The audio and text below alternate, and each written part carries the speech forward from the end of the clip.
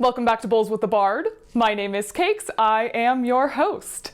Today we are talking with Rey Bogdan. Katie is an actor, director, and freelance dramaturg currently living and working in the DC metro area. She originally identified exclusively as a musical theater kid, but she fell in love with Shakespeare during her junior year study abroad program, and she has never looked back. Katie recently obtained her master's in theater history and criticism, and she has worked at a variety of DC area theaters, including Roundhouse Theater, the Baltimore Shakespeare Factory, the Maryland Renaissance Festival, Prince George's Shakespeare in the Parks, Free Range Humans, and the Young Playwrights Theater. Katie is currently working on a paper about post-pandemic mentality and death as a character in Measure for Measure, but she just keeps getting distracted by the romance novels on her bookshelf. Never let it be said that she does not contain multitudes. Katie is here with us today to talk about how the Shakespeare industry could improve in terms of body diversity. It was an absolute pleasure talking with her. I cannot wait to share our conversation with you. But first, as always, I got a little high and Katie sipped on her favorite drink.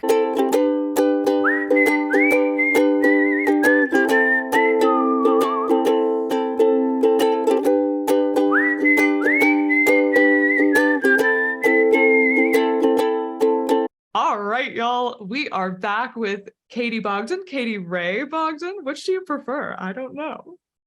Just call me anything as long as you call me. Oh, okay, wonderful. Well, we are talking about all sorts of plague stuff. Katie, what did you do with your pandemic?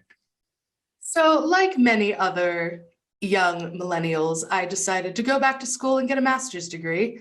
And yes. I graduated in December of last year, so 2021, with my master's in theater history and criticism with a focus in dramaturgy, just in time for, all the dramaturgy and literary management jobs to come back after COVID. Well, the sarcasm, is evident. At least congratulations on graduating. That's amazing. No, but it was a very informative process, having been an actor for so long and knowing that even when I was in my undergrad that I wanted to do more than just perform. It has very much informed how I look at acting and I look at directing and just look at play structure going forward. It was very amazing. I met so many incredible people. I got to work on a very, very interesting production of Hamlet. Oh, cool. Over the pandemic, 80-minute Hamlet with 9 people. Chef's kiss. That's beautiful. Absolutely. Working with a Hungarian director.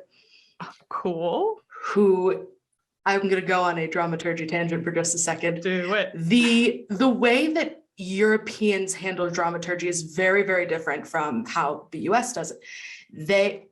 Dramaturgs in Eastern Europe are very much a part of the artistic process.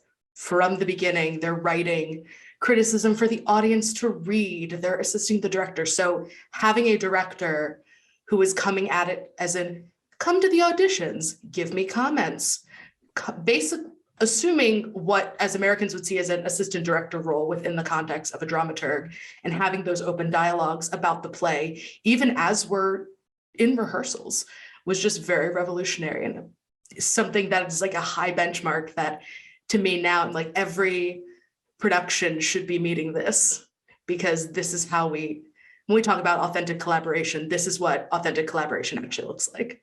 Yeah, absolutely. I think that's great. I talked with Jeff Miller at the beginning of the season about kind of restructuring the the artistic producers and all of those things. I'm so high right now. Talking so smart. But basically rearranging and having it be more collaborative like that. And it just feels like the whole process and everybody involved benefits when it works that way. Absolutely. And especially what was difficult is we didn't get into the theater until the week before tech, if memory serves me. So we were blocking the entire show over Zoom. We were doing table work over Zoom. So once we got into the theater, it really fostered that trust in each other, having that type of process. So that way, once the real work had to happen and we had to really hit the ground running in the theater, it just flowed. It just, you might be high right now, but I am very tipsy.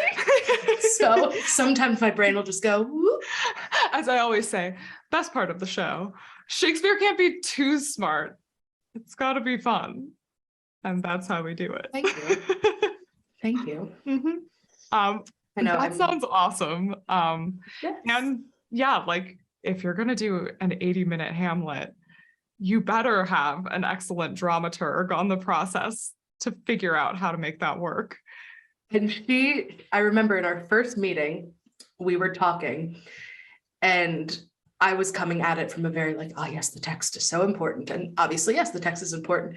But she was like, no, we're going to change to be or not to be completely. And I was like, what's happening? And she plays fast and loose because sometimes that's what you just have to do. I think that there's a lot of theaters right now, and we'll talk about this later in terms of body diversity in Shakespeare, is that there's this assumed performative history of how we have to do things with Shakespeare. And none of us lived in the 16th century. And so we have no actual complete picture of what it looked like. So why do we continue to do the things that we do using that as the framework versus the people, the ideas, the cultural context of now? Yes. I think it's similar to the Bible, right? Like a bunch of dudes in between then and now have reinterpreted that text. Like he didn't give us the versions of the text that we have, his actors did. So we don't even know if it's really what he wrote. So like, Exactly. we don't got to be so precious about it. We can have some fun.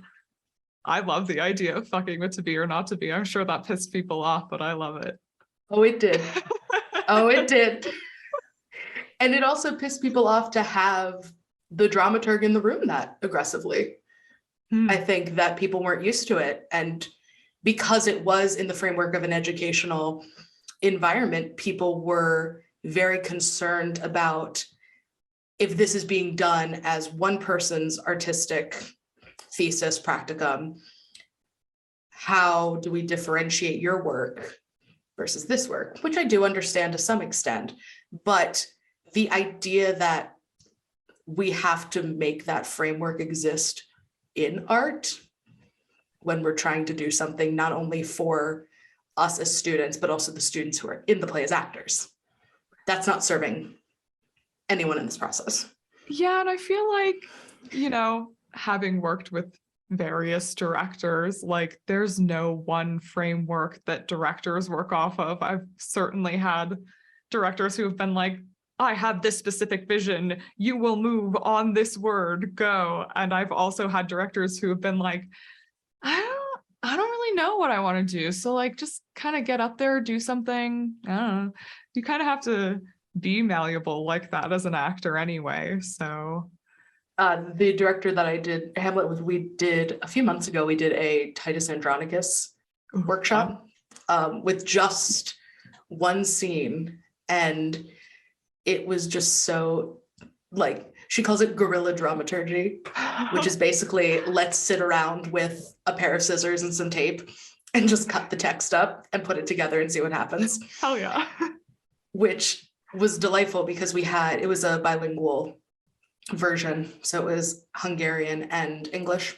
And I feel like there's so much to explore. Being in DC and seeing shows for the past, oh my God, almost 10 years now. It's just, I want them to, words are hard.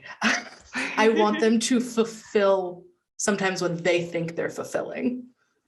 Yes. Because I feel like a lot of times I see a show and I'm sold on a concept and I'm sold on an idea that the director or the marketing team or the artistic director is trying to create around this in order to sell tickets. And then I see it and I've seen some productions that absolutely meet that standard and sell me via the choices on what they're doing. But then there are others that I'm like, I have questions. Yes. I have thoughts. Yes. I know you saw that one Taming of the Shrew that I hate and reference all the time. That's definitely one of them where it's like, how did nobody say anything about this production existing?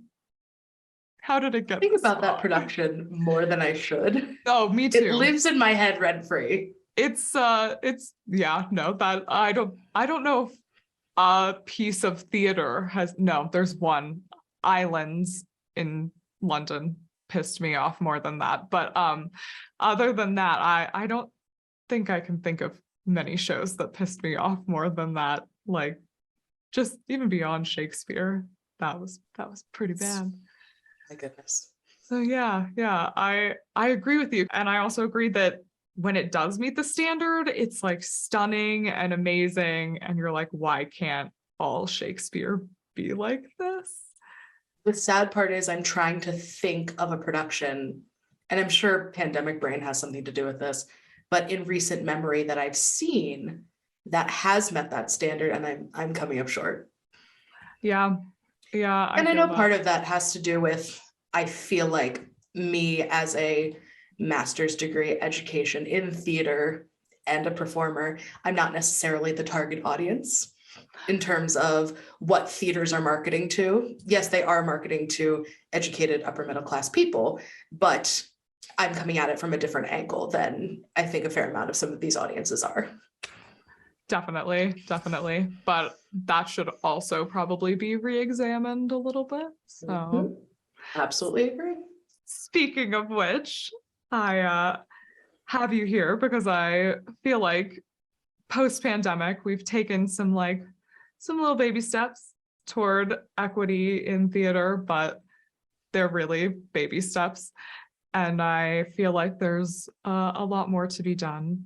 And so I'm hoping this podcast can be a resource for the future for people to kind of consider like all of the different vantage points from which we need to make the theater community more equitable. With that in mind, Katie, how are we falling short in terms of body diversity and like how can we do better? So I'll start with this.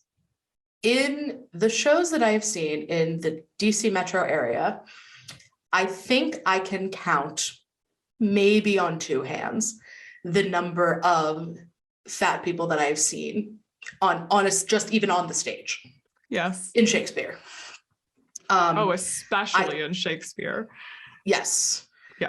And if I do see a fat person on stage, they're either in an ensemble role or they are in a role that for some reason, and we'll get into this, that theaters and historians have decided that that role has to be played by a fat person, when in reality, in preparation for this, I was looking at this. Shakespeare honestly does not describe people's bodies in terms of fatness and thinness very frequently in any of his plays. Off of the top of my head, the only two that I can think of are Falstaff, yep, the old fat man, and Fat Nell from Comedy of Errors, who is not a physical character, but is the showpiece of a very boisterous, shall we say, scene between one of the Antiphili and one of the Dromios. So it is very interesting to me when I see, as a fat person, when I see Romeo and Juliet, for example, where almost every production I've seen, the nurse is played by a fat woman. Yep. Which there is a lot of language that maybe obliquely references that she might be fat in terms of the act, particularly in Act 2, Scene 4 and Act 2, Scene 5, with Mercutio going, a sail, and then when Juliet is talking about how, oh, she's not moving as fast, and then when the nurse comes in, that she's like, oh, my body hurts, blah, blah, blah, I'm in so much pain. But there's never actually a reference to her being fat. Yeah, like there's honestly not even a reference to her. There's only a few references also to her being old. Yeah, that's what I was gonna say. Like, it could be an age thing, but like that could be anything. She's moving a lot in the play. She's running around the city trying to find these boys for 3 hours. We didn't have cars, like, on those cobblestone streets. Ugh. In those shoes. So it's interesting, just the fact that, again, going back to this assumed performance history, we've seen it so many times in these earlier adaptations that we just assume that this is the way the role should be played, when it doesn't have to be played that way. I think that, and this is going even outside of that representation in Shakespeare, theater makers, theater directors, and theater actors need to think about, when they talk about how Shakespeare is for everyone, that they need to put some power behind those words. That looking at the language of Shakespeare, it is very universal, just in the fact that there aren't a lot of descriptions in terms of what these people are supposed to look like, in terms of what these people are supposed to sound like. That if we opened up, if we stopped looking in the box that we've seen these plays in for so many years, that we really can open up Shakespeare to, this is what the world looks like. This is what our world looks like. This is what the world of the play looks like. And also that fat people being in a Shakespeare play is not ruining any aesthetic that you have set up. That sometimes, in terms of comments that directors are making, or having costumers, we're like, oh, we can't put this person in the play because we're renting these costumes and they won't fit into those costumes. If you're a theater that has $2 million as an operating budget, you can make a new costume. Amen. Like, period. If you can put an entire car on stage, you can make a costume for a fat person. Which, ironically, one of the shows that I saw where they put a car on stage was actually one of the only times I think I've seen a fat person in a Shakespeare play.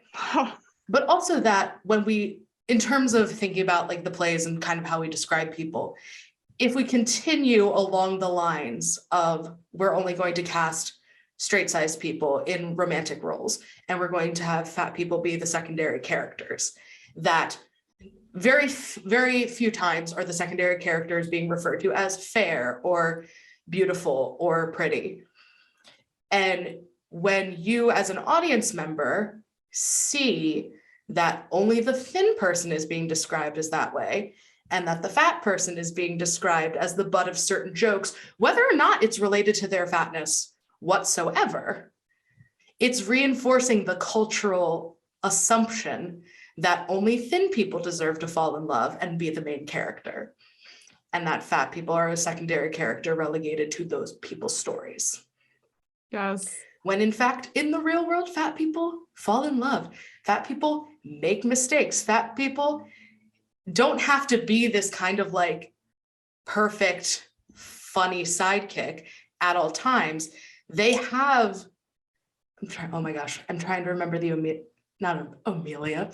I mixed Othello and Amelia. It's the Amelia monologue, which she talks about women. It's like, we have tastes. We have our appetites for sweet and sour. It's like, that to me is very much also how I see the relationship between thin and fat in Shakespeare. It's that we are not just this tiny box, that our fatness can also, and how we experience the world as fat people, can inform how we perform in some of these traditionally thin roles that have been cast in Shakespeare, that we can bring a different refraction to those roles and how those roles exist in opposition to these other characters within the play. I think a lot about in Romeo and Juliet. Juliet's 13. There's no reason why, if you're actually going to try and cast it as they are teenagers, but even if they're casting it as adults, there's no reason, there's no description that I could find when I was looking at it that Juliet necessarily needs to be thin. They're talking about how fair she is. All the physical descriptions, particularly when Romeo sees her, are about just how she looks in the light and how the light is glowing off of her. but there's nothing about, she's so slender. She looks like a thin piece of grass whipping through the wind. And something that I keep coming back to in terms of the balcony scene and how they relate to each other is in her Thou Knowest the Mask of Night monologue. The scan is, dost thou love me? Thou and me are where the accents are. And I just feel like it's something very powerful to see a fat person say that and ask that question versus does thou love me? That you have, like, it's just the tiniest line, but just imagining how you see those characters interact in that moment and having someone ask that question of another person and then having them respond with, yes, I do. That is so lovely. Like, it's the most simple thing, but I love that it quite literally scans. But I also just love that idea and would love to see it on stage. As you said, like, there are no like tiny boxes. I was literally thinking that, like, I saw you play one of the witches this summer, and when I left, I was like, what the fuck? Why have I never seen a fat person play one of the witches? That doesn't make any sense at all. There's nothing. What? The only physical description about the witches is that they're haggard, and if you're doing the full cut, which we did not do, is that they have beards. Yep. Dumb. Yeah.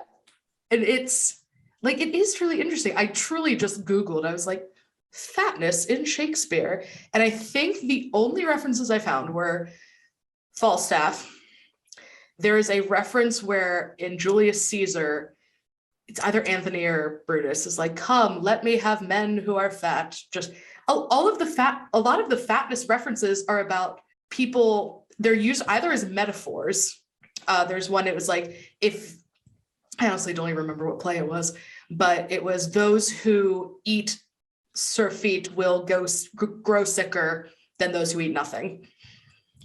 There's just very few references to fatness in general. And then to have really only two be about an actual person, and yet having this kind of assumedness that, oh, these are the roles for the fat people. And in terms of Falstaff, honestly, most of the time, not even played by an actual fat person, but by a celebrity or a star actor in a fat suit. Yep. Or even, like, I mean, not to diminish anybody who's like more medium sized, but a lot of the times when I have seen it, they have been bigger than most of the other people in the cast, but they haven't been like fat necessarily. Yeah. Also, when we talk about fat, we're not even talking about like someone who has like the huge round belly, like the Santa ho ho ho, but also just like, I would love to see just like a really brawny, thick man play Macbeth. Yes. And just completely obliterating people on the battlefield. It makes sense periodically too. I mean, like, in that time period, if you're fat, it's because you're well fed, which means you are in the upper class. Like, we should be seeing people like that play all of those roles. And because the beauty standards have shifted, that's why we're not seeing it. Yep. And I think I can understand, because as I was thinking about this question, there are certain roles that I worry that if I were to see it, that despite the fact that a fat person is playing it, if a director doesn't take care to make the relationship be about the actual emotion or the text versus the physical bodies on stage, that you can end up with productions where reviewers are only commenting on, it's interesting, like that, oh, that's the Romeo and Juliet where the fat girl played Juliet, which also sucks. There was a production that I didn't get to see it in DC, but I saw the review, and it was just, instead of talking about one of the actors, it was, let me talk about this actor's body for an entire paragraph. So that's another thing we need to change. Yeah, that's infuriating. The physical body of the person doing the acting matters far less than the actual act of acting itself.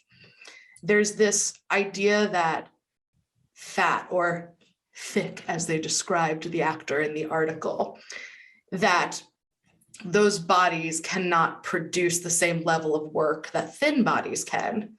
This was something that you see even in educational settings. I will never forget being in ballet class, and not even the instructor, another student looked at me and was like, "I'm really surprised at how good at dancing you are." No. And there is that stereotype that fat equals unhealthy and unable to do certain things. Yet I just did Richard III at the Maryland Renaissance Festival, and we had this massive sword fight for the Battle of Bosworth Field, and I straight up murdered 2 people. Yeah, you did. People were commenting more about my skill as a swords person versus, "I'm so surprised at how good you are at this," with the implication being that because I'm a larger person, that I would not be able to do those things, which was very refreshing that people were using that perspective on the issue. And I think that moving forward, in terms of kind of speaking at the equity level, not even, because honestly, at the non-union level, at least in my experience, I can only speak about my experience, I have had pretty good luck with directors being like, "I will see you as your talent versus your body." Speaking of our friend Jeff Miller, I did a production of Midsummer. It was a 3-person shortened version of Midsummer. And I looked at them in rehearsal, and it was the first day, and I was like, "Jeff, I think this is the first time I've ever been cast in a romantic role that has nothing to do with my size." That's dumb. Yeah. And yes, I was playing 5 other characters, but I was also playing Hermia. But still, yeah. So yeah, no, I think as you were talking about, like, especially like not seeing fat people in those romantic leads, but also like fat people are capable of doing so many more things with their body. I don't know if you saw Much Ado at Chesapeake. Unfortunately. But Dylan Arredondo played Benedict, and he's I love. fat. And then Kate Fortin played Hero, and she's fat. And one of the coolest things about that production was, like, Dylan as Benedict was so physical, like the most physical Benedict I've ever seen. And that physicality was a large part of, like, what made that role funny. But on the other end of the gambit, like, Kate Fortin was, like, so simple. She barely moved the whole show.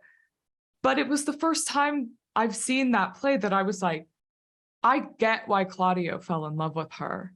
Like, she just, even though she barely moves, she has this presence and this twinkle in her eye.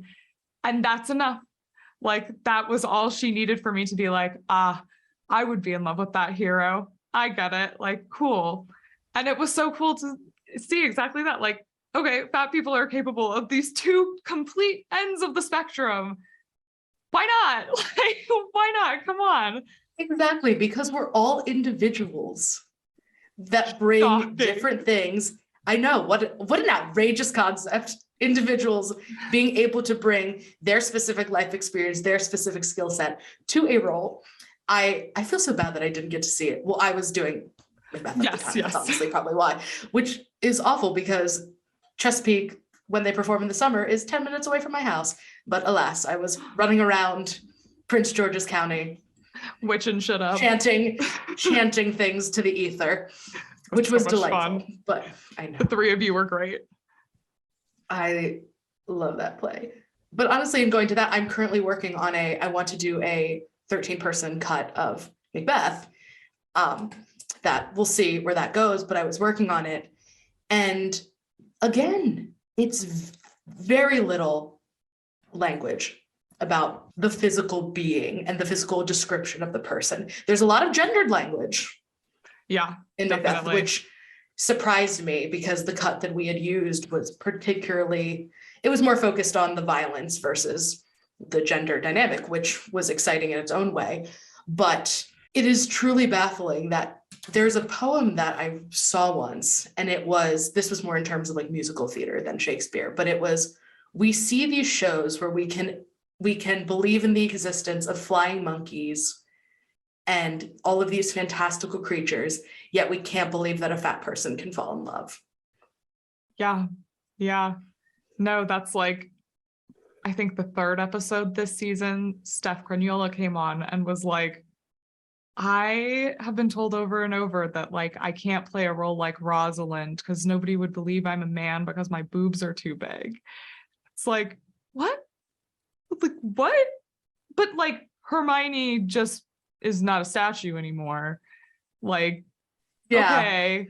There's fairies in the woods of Athens. Like, why are there things we can stretch our imagination for, but these stupid, silly, like deeply personal things are the things that we're like, no, we can't. We mustn't dare.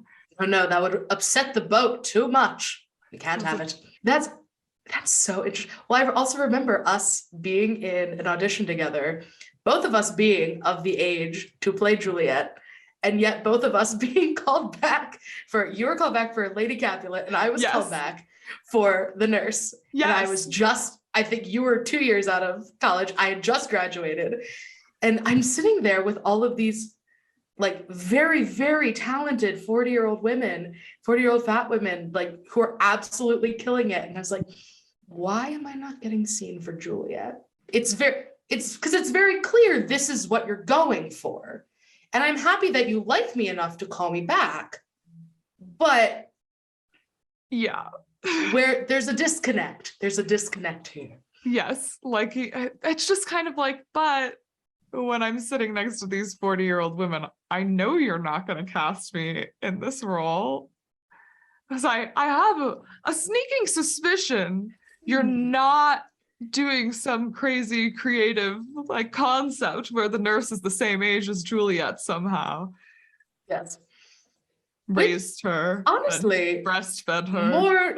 More productions need to cast the nurse, I think, as a late 20s, early 30s as well. I would love to see that. Because if Juliet's young enough, if as 13 to be having children, it's feasible that the nurse at some point at 13 was having children, and that's why she had to nurse Juliet. I think the nurse would be great as like a very sexy woman, like coming in. She reminds me a lot of Margaret in Much Ado, that she's like, I think they would be very close friends, Margaret and the nurse. Yes. And they would just hang out and talk about their sex lives and just stupid men. And the shit the weird people around their houses do, like, good God. She's like, the nurse is like, I have to take a vacation. I have to visit my cousin in Messina. Goodbye. Yeah, I also feel like in a kind of beautiful way that would make the nurse's story about having lost a child around Juliet's age so much more tragic, and also their relationship much more mother-daughter than Lady Cap and Juliet's relationship. Like, I think when I see that pairing, the nurse and Juliet, I feel like every time I see it, no matter how talented the actresses are in that scene, speaking about Act 2, Scene 5, because I feel to me that is the time when they are at their most, this is our dynamic outside of the feud, outside of me being under Lady Capulet's purview. Yes, that they are the most themselves. And I feel like when you see that scene and it's just a bunch of fat jokes about how the nurse can't get around, it diminishes a very important relationship in the play. And there's plenty of comedy to be found elsewhere. To me, that's the other thing. It's such low-hanging fruit. Like, to be quite honest, there's so many funny things in Shakespeare's text, even in the tragedies, that you can highlight. And I think that a lot of audiences are actually smart enough to understand than resorting to this very lowbrow humor. To me, the nurse's track through Romeo and Juliet has a huge influence on Juliet as a character. Her aside from her basically being able to engineer the marriage, her shift in Act 4, when she is very much like, I'm going to, like, I think you should marry Paris, is such a huge shift for Juliet, because it's so different than how she's seen this person that she loves deeply, and plunges her to the lowest low, and makes it really drive, like, it's such a driving force in the play. And to make it just, look at this very young thin woman and this old fat woman, and oh look, isn't it funny that they're friends, is such a disservice to those women as characters. I agree. When you first brought that up, I thought immediately of that moment in Act 4. And it's because, like, it comes in threes. Like, it shouldn't shock you that Lord Capulet does what he does. It should make you a little uncomfy that Lady Capulet does what she does. But it should gut punch you that the nurse does that. That the nurse is like, I'm sorry, I think this is the end. Like, I can't help you anymore. Like, that, the fact that she was her help, that she was her adult the whole time, like, that should sting. So I agree. Such a good scene. And it's just so, like, it really should just absolutely rip your heart out. Like, you as an audience member, but then you also have that, oh shit moment of this girl is about to just go nuclear and go on the loose. Because I know we laugh sometimes about the memes, and it's like, ah yes, this misplaced letter causes everyone to die. But it makes sense if you're actually emphasizing these very, very well-crafted emotional journeys that these characters are going on, instead of making it about this large concept that to a lot of the audiences are like, why this choice? Why are we setting it this way? Instead of actually going into the text. That is my other thing, is that there's so many theaters that are like, we are so about the text, the text, the text. If you were so about the text, why is everyone on your stage thin and white? Because they unfortunately see that as the standard, and they don't see anything wrong with it. And it's so interesting. During the pandemic, I was doing when I did my comps for my master's, I wrote about minority representation in Shakespeare at the New York Shakespeare Festival. Oh, cool. And it was very interesting I was doing some research into this Twitter account that shows surviving images and surviving accounts of people of color in the medieval and Renaissance period. And that this woman gets death threats consistently for being honest about, hey, people of color existed at this time. It's okay to let that exist in your small brains. And people just can't handle that.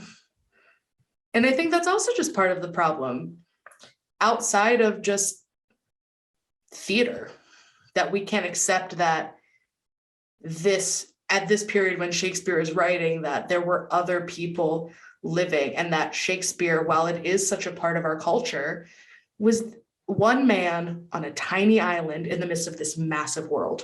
I think that, kind of in summary of what we've all just been kind of talking around, in general, people working in theater need to open their minds more to what the texts can be, to what the people populating these texts can be, because in the end, people aren't going to not come to see these shows because a fat person is in it. People are coming because it's a recognizable property, in some cases because of the theater that it's being performed at. But the people who are on stage, depending, because I know there are some people who would rather not see some marginalized groups on stage. But in the grand scheme of things, there are more people who are going to see the plays because of the plays than the people who aren't going to see the plays because of who's on stage. Amen. That's like enough. Yeah, like, oh God, it keeps drifting away, Katie. It's there, and then it goes. I'm in my like higher academia brain right now. No, it's great. I love it. If you were to see the meme, it's like that meme of the galaxy brain. I'm just like, I never have a chance to just like talk for an hour about all of my thoughts on Shakespeare. No, when you offered yourself up, I was like, yes, you're perfect for this, please.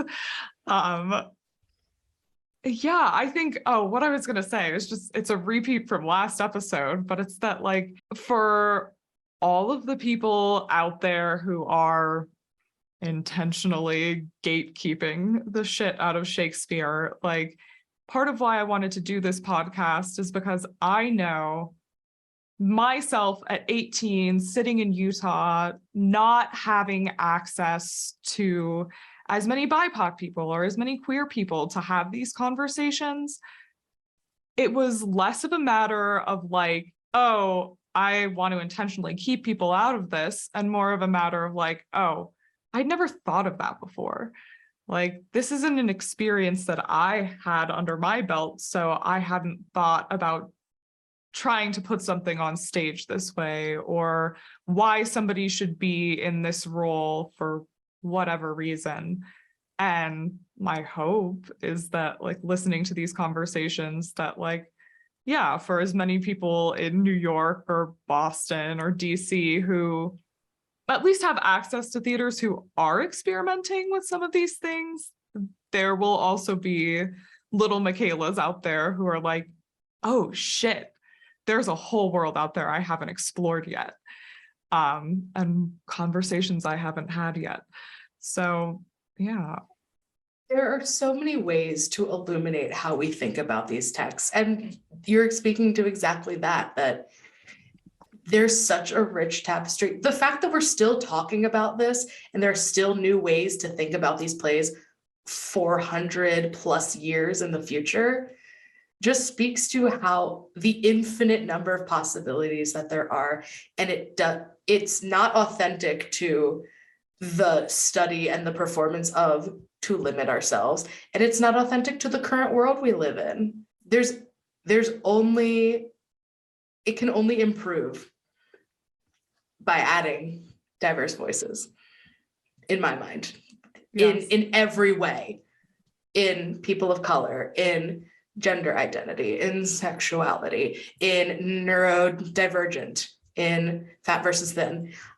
There is just so much to explore about these texts and so many fun ways to look at it outside of these, let me set this play in this way that I think is interesting.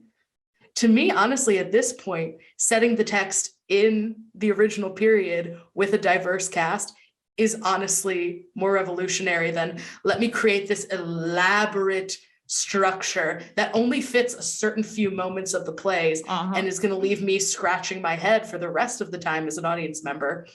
They got to just do the work. Yeah, just put a bunch of talented, diverse bodies on stage. Yes. They'll probably do half the work for you. Exactly. And yes, that is going to require some awkward conversations, most likely. And as theater people, we should not be concerned about awkward conversations. We have them all the time. Agreed. We have to be so brave to do what we're doing at all, be in this industry at all. So what's one more courageous conversation? Exactly. Yeah. I love that. Courageous conversation. That's one of Jonathan's favorite terms. I've adopted it. Oh, I love it. Yeah, it's great. And you can tell him that too. I will. Tell him that I approve. I will for sure. Well, before we wrap up, Katie, do you have anything else that you would like to add? Thank you for having me. This is just the perfect confluence of everything I loved. Talking about representation, talking about Shakespeare, talking to you.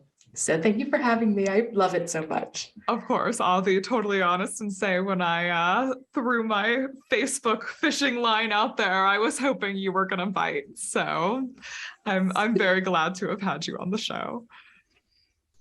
All right, y'all. Thanks, and we'll see you next week.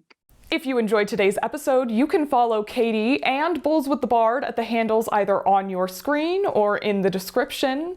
Please rate, review, and subscribe to the podcast. It helps ever so much. And tune in next week as we talk about plague stuff with Terrence Fleming.